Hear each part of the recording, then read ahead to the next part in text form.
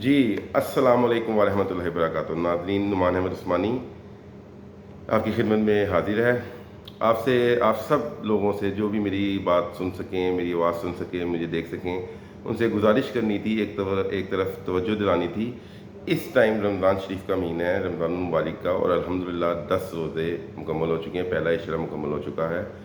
और हम लोग माशाल्लाह मुसलमान जितने भी हैं, हम लोग नमाज तरावी और सहरी और इफ्तारी का एहतमाम करते हैं बड़े ज़ौक़ व शौक़ से। तवज्जो नाज़रीन मैंने आपकी इस तरफ दिलवानी थी कि आया जो हम नमाज़ पढ़ते हैं, हमें पता है नमाज का मतलब क्या है। दो चीज़ों की आपको सिर्फ मैंने तवज्जो दिलवानी है कि एक, नंबर वन, नमाज क्या है।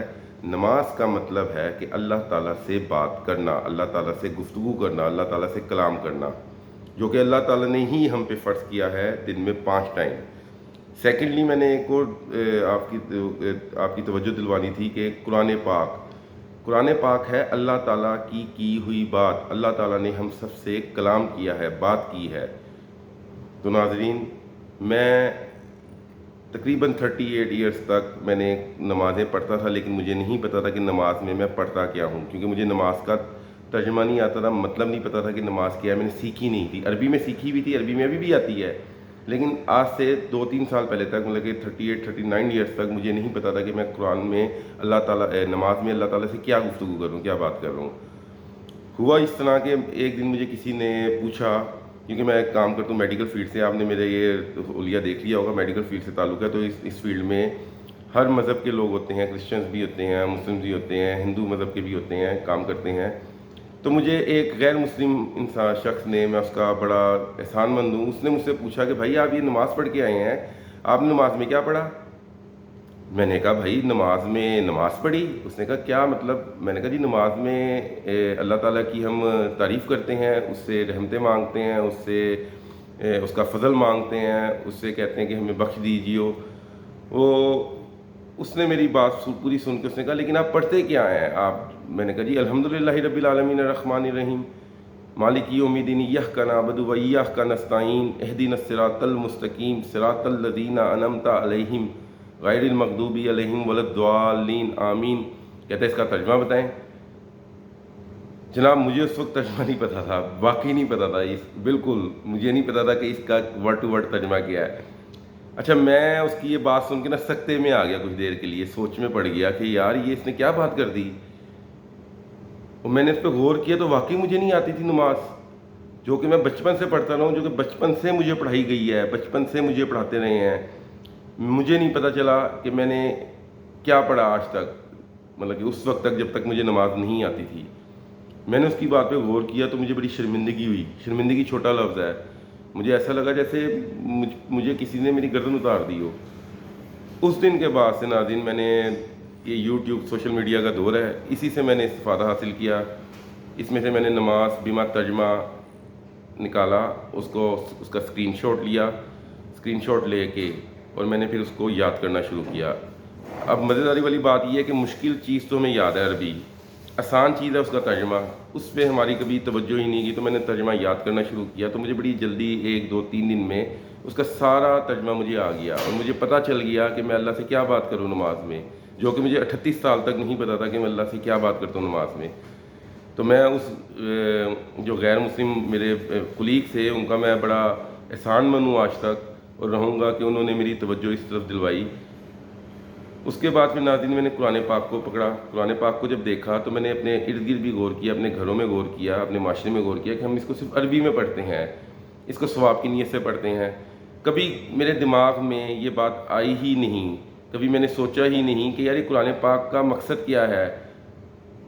जब मैंने थोड़ी जुस्तजू की तो मुझे पता चला कि कुरान पाक में अल्लाह ताला ने हमसे बात की हुई है, और कुरान पाक में सिर्फ 2 चीज़ें बताई हैं, डू और डू नॉट, क्या करना है और क्या नहीं करना।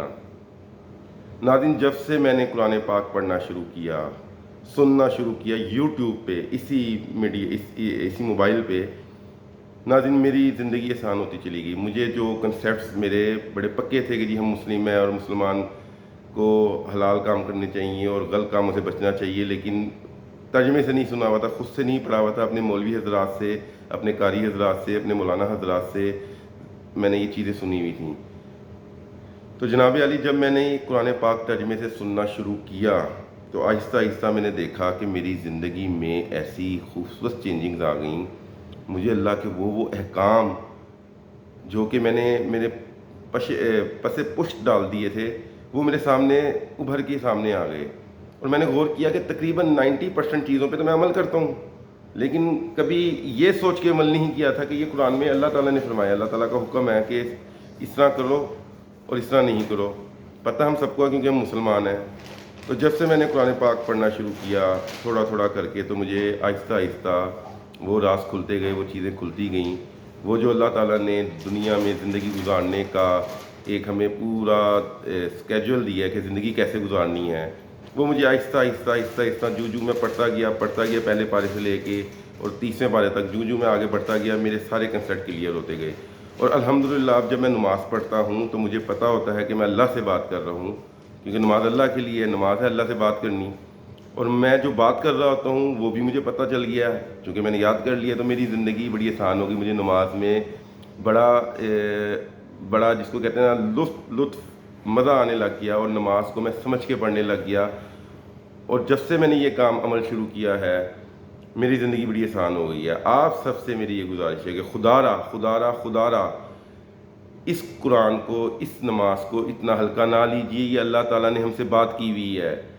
اس کو زندگی میں ایک دفعہ مرنے سے پہلے ہمیں ضرور ترجمے سے سننا چاہیے، پڑھنا چاہیے، کہ ہمیں کم از کم پتہ ہو کہ اللہ کے کیا کیا احکامات ہیں. یہ کتاب احکامات سے بھری ہوئی ہے قرآن پاک، اور اس پہ جو عمل کرتا ہے، اس کو جو پڑھتا ہے، اس کی زندگی آسان ہوتی جاتی ہے. آپ کو ایک آیت کوٹ کروں گا، پہلا پارہ، دوسری سورۃ البقرہ، اس کی پہلی آیت. بسم اللہ الرحمن الرحیم. الف لام میم ذالک الکتاب لا ریب فیہ ھدی للمتقین. الف لام میم ترجمہ: یہ کتاب، اس میں کوئی شک نہیں، اس میں کچھ شک نہیں کہ کلام خدا ہے اور اللہ تعالیٰ سے ڈرنے والوں کی رہنما ہے متقین کے لیے. ہدایات ہیں، اس میں ہدایات ہیں کن کے لیے؟ پرہیزگاروں کے لیے. لا ریب فیہ ھدی للمتقین، ہدایات ہیں پرہیزگاروں کے لیے. اس میں یہ کلام خدا ہے اور پرہیزگاروں کے لیے اس میں ہدایات ہیں. جب تک میں اپنی زبان میں ان ہدایات کو نہیں سنوں گا، نہیں پڑھوں گا، نہیں سمجھوں گا، تو مجھے بالکل سمجھ نہیں آنی، اور نہ مجھے آئی ہوئی تھی. اب جو میں اس کو پڑھتا جاتا ہوں، سمجھتا جاتا ہوں اپنی زبان میں، تو میری زندگی آسان سے آسان ہوتی جاتی ہے. آج کل کے دور میں جو بیماریاں، مسئلے مسائل، روزگار کی پیچھے لوگ بھاگ رہے ہیں، اور بے شمار مسئلے مسائل ہیں کہ ہر بندہ انگزائٹی میں ہے، ٹینشن میں ہے. میں گرنٹڈ کہہ سکتا ہوں کہ صرف ایک حل ہے. اگر آپ چاہتے ہیں کہ آپ ڈاکٹرز کے پاس نہ جائیں، آپ کے گھر میں رحمتیں اور برکتوں کا نزول ہو، آپ کی زندگی آسان گزرے، آپ مشعل راہ بنیں، تو خدا را اس قرآن پاک کو ترجمے کے ساتھ پڑھنا شروع کریں، سننا شروع کر دیں. اس یوٹیوب سے، گوگل سے ہزاروں سافٹ ویئر ہیں.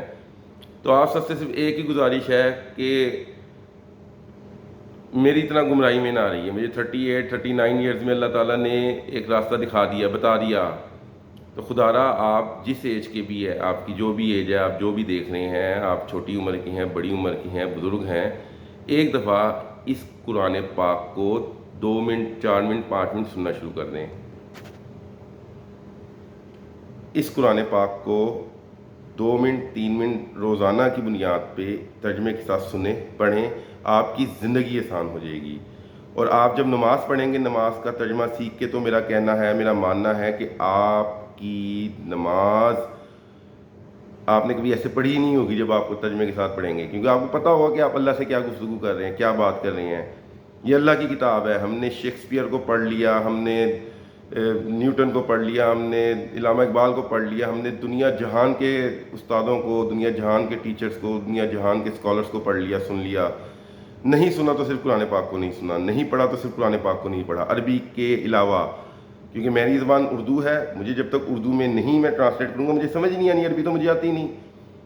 تو یہ جو میں نے آپ کو میسیج دیا، خدا را اس کو سنبھال کے رکھیے گا، اس کو سنیے گا ضرور، اور اس کو فارورڈ بھی کیجیے گا.